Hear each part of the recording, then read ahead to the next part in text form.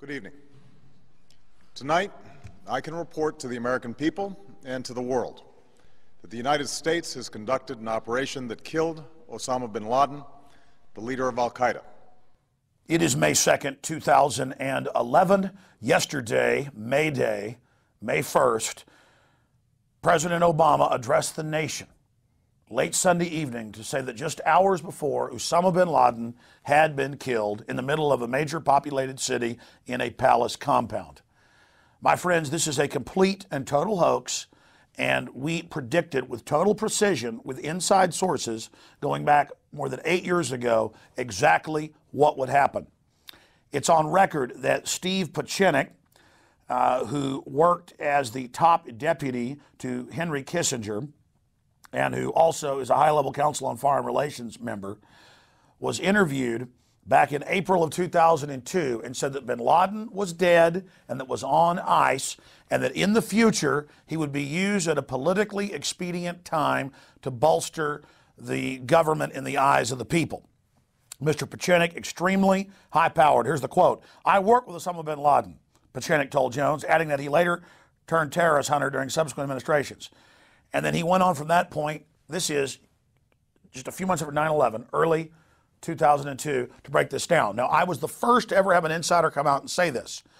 Then Madeleine Albright in 2003, on December 17th, went on Fox News program and said that he was dead and on ice, and that the Bush administration was thinking about rolling him out during the 2004 election if they needed it. But then because of that coverage, the inside baseball was they didn't. Now, even before she went public, a year and a half after I first broke this news, I had a White House source here in Austin, Texas. You know, a lot of folks live here in Austin, but we're also in the Bush administration because they came from Texas. Bush had just been governor here. And I was told by an extremely high-level White House source this information. Separately, I then confirmed through another White House source here in Austin through a separate party. Ladies and gentlemen, this was completely staged. All right, there's the whole CIA background of Osama bin Laden. There's the fact that it comes out that Anwar al-Awlaki, his number two, running all these terror attacks, is hanging out secretly at the Pentagon. There's the government lying about WMDs and our destroyers being attacked to get us into Vietnam. You know this history of major hoaxes being run. But notice when all this came out, then I'll go through some anomalies. Just the tip of the iceberg. This all came out right at the time that Obama's approval rating was dropping like a rock, an all-time low this far into a president's administration, as the dollar's dropping, as support for Iraq, Afghanistan, Libya, and the drone attacks in Pakistan was imploding, right as the Pakistanis were threatening to kick the U.S. out of Pakistan and to kick their drones out. Right as this happens, there's this big propaganda victory, and what do? They take the body and throw it in the ocean, they say. Do you really believe that? No one is buying that. I've been listening to talk radio last night, this morning, even conservative stations that want to buy into this propaganda. No one is buying that. They've thrown his body in, but don't worry, they have a DNA test and they have a face scan so they know it's him. This is the same government where the CIA agents last year admitted in the Washington Post that they created fake bin Laden videos.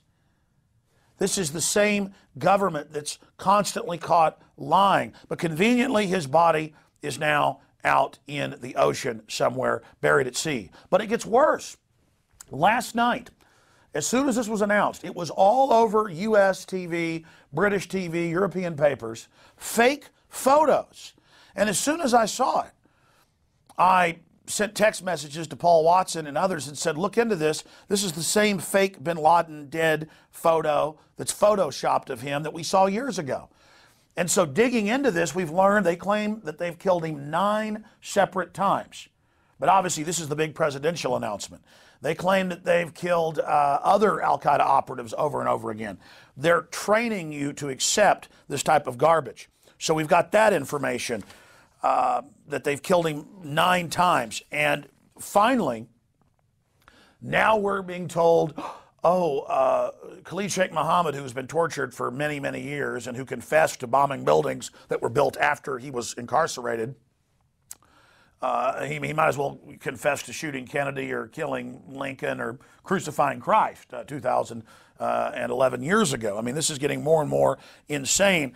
All the usual suspects, the Adam Gadon, the grandson of the former head of the ADL, the Zawahiri, all of them are running around saying, we're going to get you. And Khalid Sheikh Mohammed is saying from Guantanamo that if they kill bin Laden, nukes will go off.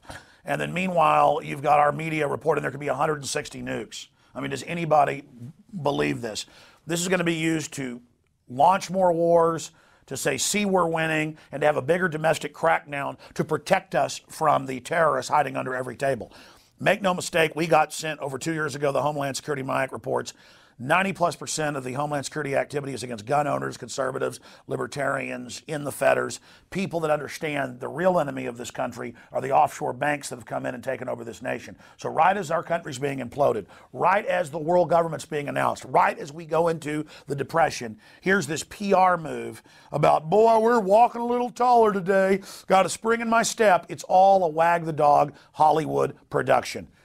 My friends, we'll continue to cover all the other developments. There's so much more at Infowars.com, on the live radio show, and the video feed at PrisonPlanet.tv. So continue to watch Infowars.com and PrisonPlanet.com. We've got about 1 million people roughly hitting the site an hour right now. This is the biggest news story we've ever been involved in, obviously, as the whole world is looking for answers to what's happened. But that's just some of the points, and more anomalies are coming out.